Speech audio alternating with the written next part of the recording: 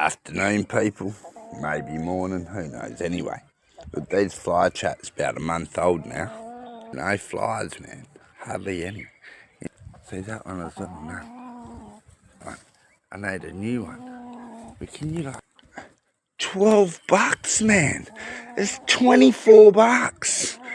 Money's not cheap nowadays, people. I can find the company and give me my $24 back.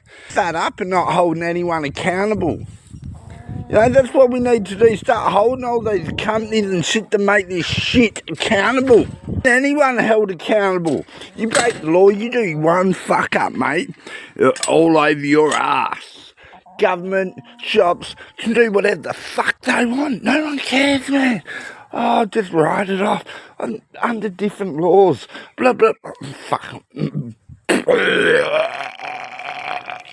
Can't feed me enough.